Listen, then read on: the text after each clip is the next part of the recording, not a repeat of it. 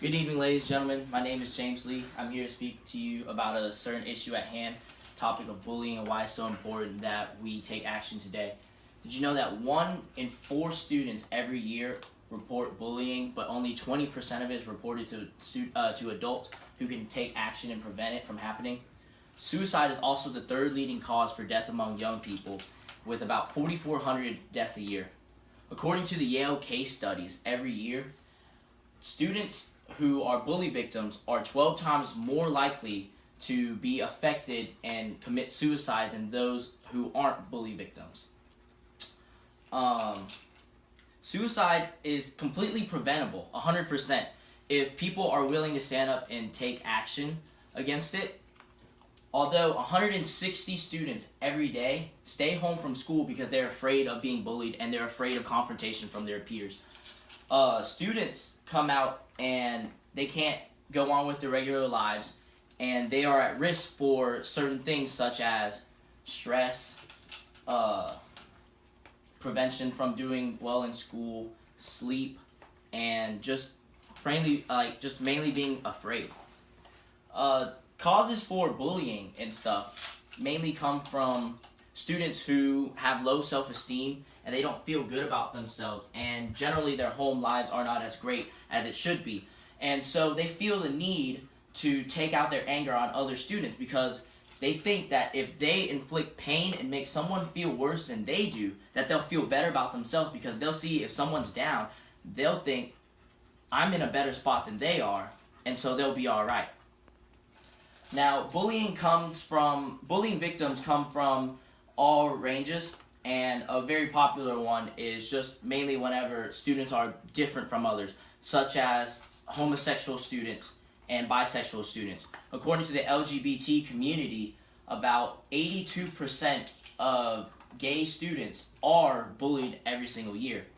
And overweight students being bullied is a big deal too. According to the National Bully Prevention Center, 42% of total bully victims are overweight. It also comes from students who have disabilities, and students who don't perform as well in school, and just students who are just plainly different and don't have a lot of friends and stuff. Mainly, the best things you can do to prevent bullying is always report it whenever you see it. The problem is when students see bullying happen, they don't report it because they're scared of becoming victims, and they're also just afraid of the bullies themselves, and they feel as if it's not their own responsibility. Bully victims, they feel alone, so they don't have very many people there to stand with them and speak up for them. So it's very important that we come together and we speak up. And the problem is whenever bullying happens, it usually happens in public areas, sometimes private areas, but generally public areas. And a lot of people see them. And when you're in groups of people, when people are together with others, they'll see that there's other people around, and they won't report it because they feel it's not their responsibility, and somebody else will report it for them. So they feel like they don't have to take any action. Let's